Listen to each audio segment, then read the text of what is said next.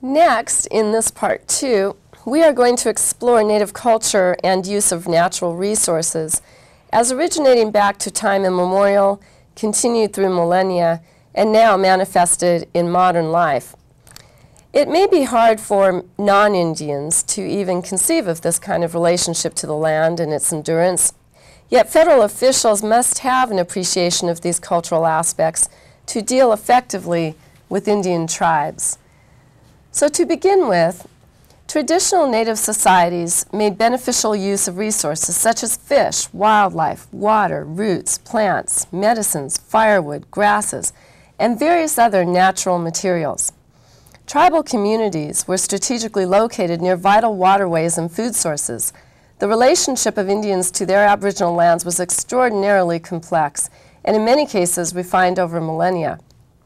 Tribal harvest societies developed migration rituals, moving from place to place on the landscape to follow nature's production cycles.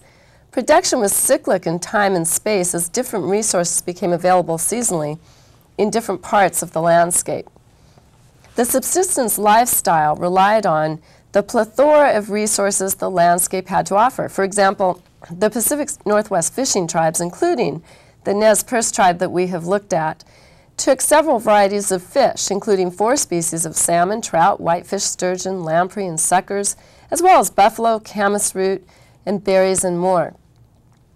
In all respects, the harvest was and remains sacred to the people.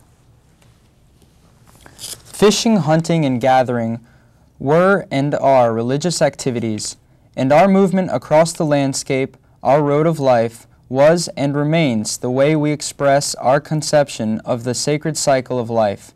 Nez Perce Tribe. Well, Native people managed entire realms of land and resources, and sometimes it's hard for us to imagine that the Native collection of roots and harvest of salmon amounted to management, but in fact it was a very complex form of management. The Nez Perce and other fishing tribes in the Pacific Northwest, for example, managed the fish resource to sustain returns of salmon 10 million to 16 million in the Columbia River Basin for 10,000 years. That is a remarkable record, especially considering that in the 150 years since, under federal and state management, those runs have collapsed to near extinction. Tribes were, in many senses, the original trustees of the landscape and its resources. They manifested always a stewardship ethic, a duty to preserve the resource for future generations. Tribal regulation and stewardship of resources was and still is, in many cases, interwoven with religious teachings, interfamilial covenants, and the family's place within society. Tribal leaders speak of natural law, which designates them as the stewards of the plants, animals, water, and air. Natural law is premised on the attainment of balance in nature, as practiced through the ancient stewardship covenants with Mother Earth. This legal structure that is so interwoven with religious teachings has maintained a remarkable rhythm of life for generations. Over the time we have been here, we have built cultural ways on and about this land. We have spiritual responsibilities to renew the earth, and we do this through our ceremonies so that our Mother, the Earth, can continue to support us. Mutuality and respect are part of our tradition. Give and take. Dr. Henrietta Mann. Traditional Native sovereignty, therefore, is inextricably connected with this spiritual conservation mandate. In effect, tribes use their sovereignty to exercise their spiritual duty to protect the interest of beneficiaries in future distant generations. The seventh generation principle, manifested by the representation of a future generation at council meetings, epitomizes the Native obligation to safeguard nature. Nez Perce Chairman Sam Penny states, "For generations our ancestors were the caretakers of the Pacific Northwest salmon runs and treated them as part of the world that our Creator had entrusted to us." part of the native approach to resource management is rooted in indigenous knowledge and practice. Tribal management is adapted to the particular locale in which a tribe lived for centuries or even millennia. Over this time, the native people built up what is now called traditional ecological knowledge, or TEK as some refer to it. Fisher families, for example, would go to fishing places and clear debris and check water temperatures and observe the health of the adjacent environment. They would gather roots and in doing so monitor the health of the meadow, the vitality of the trees, and they would look for signs that the root grounds were changing. Families would also communicate with others about access and development intrusions. Hunter families would monitor animal populations, looking for stresses that might limit the vitality of a certain herd or jeopardize families who depend on meat to live. Those living near the ocean would monitor the health of the seaweed, the shellfish, and other sea life as indicators of the season ahead. At the tribal community level, the entire ecoregion was and is monitored to predict possible droughts, fires, water shortages, and subsistence needs. TEK, or traditional ecological knowledge, is valuable for today's management, especially as we're entering a time of climate crisis, where tremendous uncertainty and natural extremes lie ahead. Traditional ecological knowledge is increasingly being sought by academics, agency scientists, and policymakers as a potential source of ideas for emerging models of ecosystem management, conservation biology, and ecological restoration. It has been recognized as complementary and equivalent to scientific knowledge, and has value not only for the wealth of biological information it contains, but for the cultural framework of respect, reciprocity, and responsibility in which it is embedded. Robin Kimmerer. And now we are going to look at a brief excerpt from a video called "My Strength is from the Fish." This video is produced by the Columbia River Intertribal Fish Commission as part of a three-part trilogy to convey the cultural context of Columbia River fishing rights and also the legal framework applying to those rights. The excerpt we're going to look at presents the cultural framework of Columbia River treaty fishing. And fed the mountains with water to flow downstream, to nourish the life of this earth. When the land was formulated into like a mat for us to stand on and to live on, and it enumerated resources by numbers and by names and purpose of those resources. In the Creator, our God, created heaven and earth. He also created the creatures of this earth, and the human He left in charge to take care of and care for everything He had created here, all the resources we have.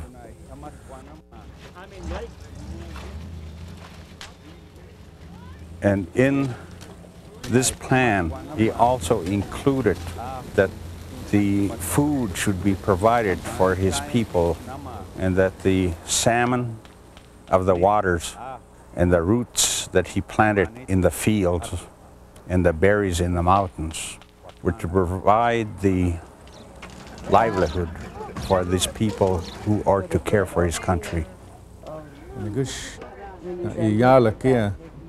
And all of the things that go along with the order of creation, from then the water, and all the plants, and all the things that bloom on the land, and then to all the animal kingdom.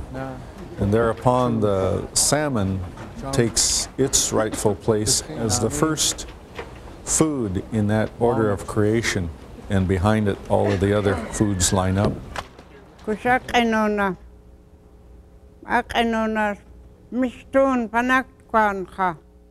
When I was old enough to notice things, when I was growing up, I began to observe what my ancestors, the elders in my family, were doing.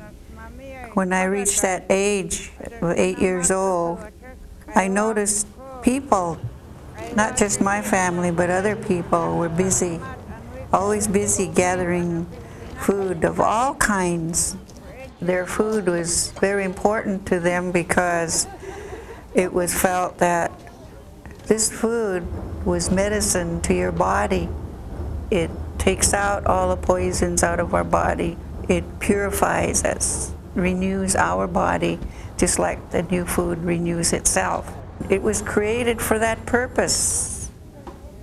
Now I'm old, and I've been taught that all of these things are holy, that they were created for a purpose, to take care of us as people. And we have our religion that was preserved for us by our elders, our way of life. And with our religion, we were taught that our salmon and our meat and our roots and berries are gifts from the Creator Himself, that He blessed us that way. And it's with our religion that we have to learn to take care of them and let Him know how much, they mean to us, what He's done for us. It's our way of life, totally. We have to carry on our traditions, our religion in worshiping and protecting and praying for those salmon, carry on our services so that those salmon will come back. That's our responsibility to these salmon. In order for them to come back, we have to maintain our culture and remember where we came from. Salmon was presented to me and my family through our religion as our brother. The same with the deer, and our sisters are the roots and the berries. And you would treat them as much. Their life is just as valuable to you as another person would be.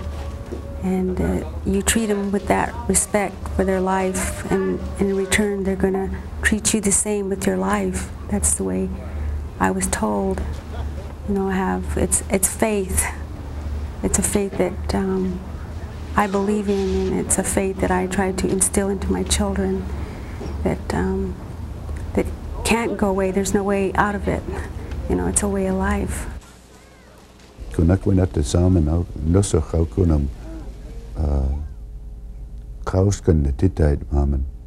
Salmon is the giver of life to the Indian people, gives us strength.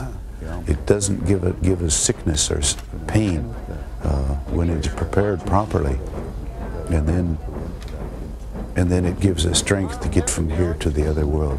Yeah. That's how important salmon is.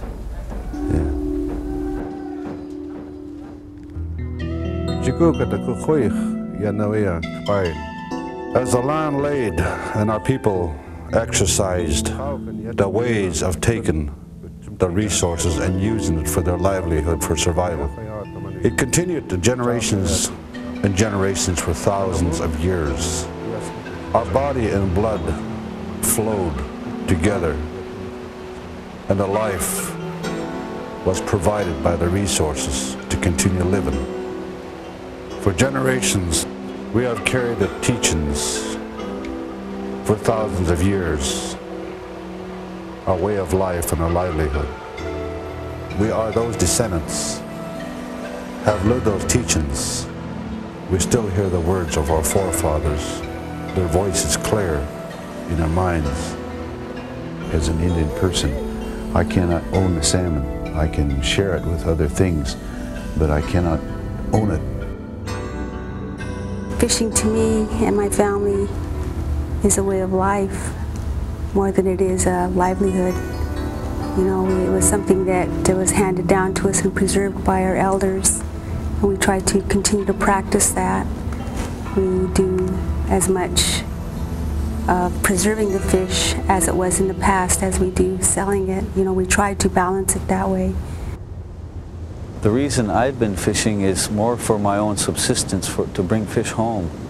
But maybe more importantly now these days is to maintain that tradition of fishing, of going up to the mountains where my grandfather or my elders fished before me. So it's something that we got to carry on, and that's really why I fish. We've got to pass that on to our children. We have to have that for them in order to be Indians, in order to survive and carry on the things that were placed here for us, and carry on what our elders tell us and teach us. Mimi Auku in Chimam and Chikush, Bawikushena, 7, 14, 21 generations ago, they thought of us as children. We hadn't arrived yet. They borrowed our language, they borrowed our religion, they borrowed our water, they borrowed the air, they borrowed the sunlight, all of these things in that harmony circle. They borrowed, and they was instructed to leave it for us, grandchildren. And they did leave it clean and pure and like that. So the instructions that we have, what we call Tamanwit law, we are to leave it 7, 14, and 21 generations into the future. I always taught that if you stay by the water and take that fish from the water, it'll always be in abundance. But if you leave it and you walk away from it, it will disappear. And we found ourselves by the water doing this, staying by the river and the salmon, and living our life as fishing people, as you'd say. The right to fish, I guess, as I understand from our elders, was a right that was given to us. The Creator put these fish here for the Indian people to fish. And so it was put here for us to live by. The salmon was brought up these rivers. There are stories, there's our history and our legends explain why these salmon were here, why they came up to feed the people back even before there were human beings, when the animals were here. So that is our right from the Creator. And it is a right that we try to maintain as human beings who were placed here by the Creator. That's where our right to fish comes from. And that's one of the things, again, of why we continue and try to maintain that, our fishing in all these different places that we go.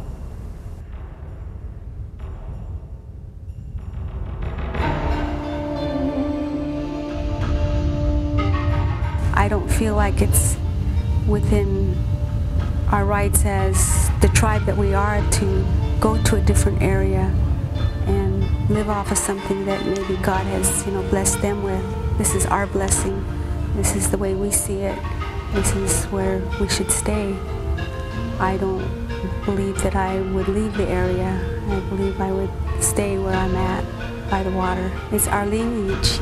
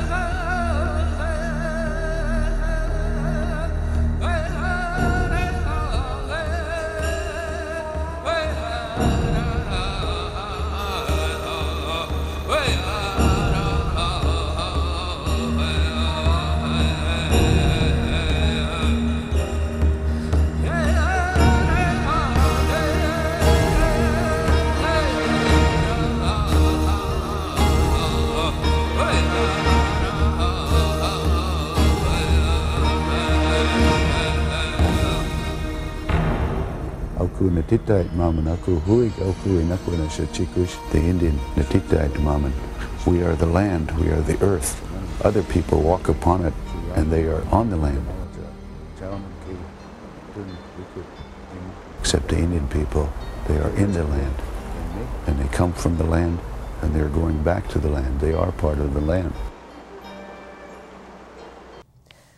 Against this cultural context now, let's look at the status of treaty harvest rights, that is, the fishing rights that are guaranteed by treaty. In treaty times, many tribes, of course, negotiated for the continued use of their resources located off the reservation.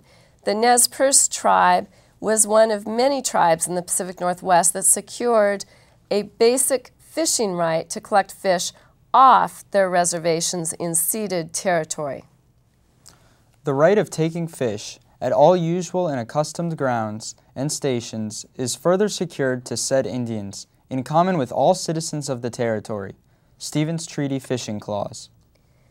Courts have uniformly held that the United States promised these tribes that they would be secure on their reservations and that the federal government would protect native ways of life and autonomy and also their harvest rights.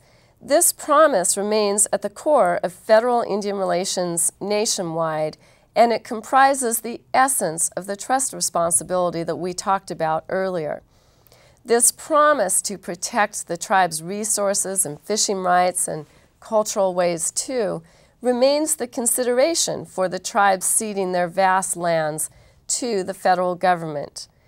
There have been many fishing cases in the Pacific Northwest, and in all of them, the courts have recognized that treaty promises were meant to endure in their enforceability. At the Treaty Council, the United States negotiators promised, and the Indians understood, that they would forever be able to continue the same off-reservation food gathering and fishing practices as to time, place, method, species, and extent as they had or were exercising. United States versus Washington. Judges have actually said that the fishing rights for the Indian people are no less important than the air they breathe, and that these rights, lodged in ancient ways, should be protected against the passage of time. The mere passage of time has not eroded and cannot erode the rights guaranteed by solemn treaties that both sides pledged on their honor to uphold. Chippewa versus Michigan. Associated with treaties are often water rights as well. In the case United States versus Adair, for example, the court affirmed a water right to protect the fish that the Klamath tribe had relied on since time immemorial. Where, as here, a tribe shows its aboriginal use of water to support a hunting and fishing lifestyle, and then enters into a treaty with the United States that reserves this aboriginal water use, the water right thereby established retains a priority date of first or immemorial use. In the present case, the Klamath tribe has depended upon the waters in question to support its hunting and fishing activities for over 1,000 years. United States versus Adair. Today, tribal people continue to exercise these fishing rights, sometimes using methods that derive since time immemorial, and other times using more modern methods. But in either case, courts protect them as vital, enduring rights. In addition to harvest rights associated with fishing and hunting, for example, many tribes continue to collect roots, berries, and find medicines on their ceded lands, which are often in federal ownership today. One story written by a Nez Perce woman named Judy Oatman describes the role of a root in a burial of a young man in modern times. In this story, we want to read just a bit from it because it shows the memory of tribal people today back to their ancestors when they practice root digging and use of roots. You will see in this very short excerpt memory in the Nez Perce that goes all the way back to the War of 1877 that we had described. Mom Alma and Auntie Doug root this summer before in the mountains high above the Kemia Valley, where they had lived most of their lives. They brought home several gunny sacks of the couscous to clean and store for use throughout the year. The couscous was a spiritual and medicinal root that the Nez Perce used for thousands of years.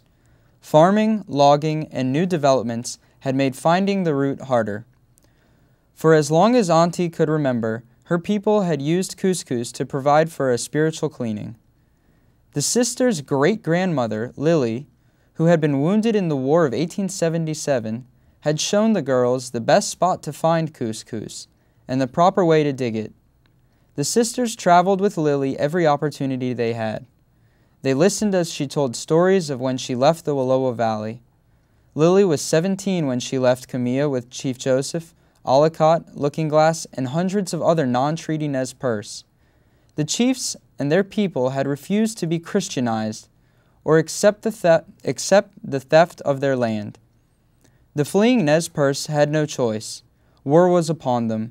They had to leave. Lily recalled that early summer morning, the wails heard throughout the canyon. War and mourning songs of the people could be heard throughout the valley that day, as well as the cries of the families they left behind. Telling her great-grandchildren these stories was hard for Lily, recalling the cries of her people so long ago.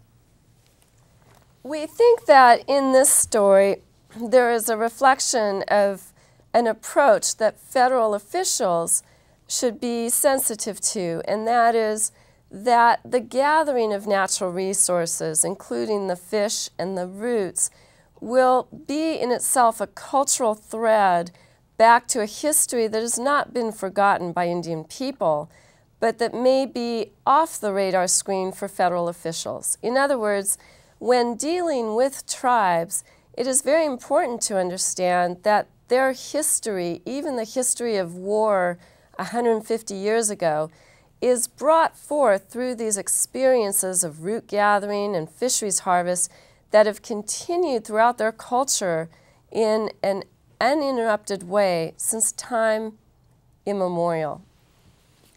Well, today, there are many modern threats to these practices, despite the treaty promises.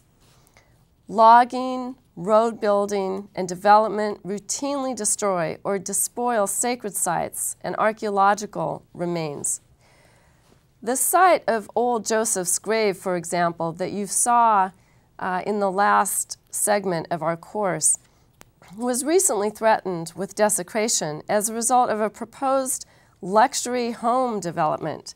This real estate sign was located just a few feet from the gravesite of Old Joseph's grave. It has since been protected by the state of Oregon.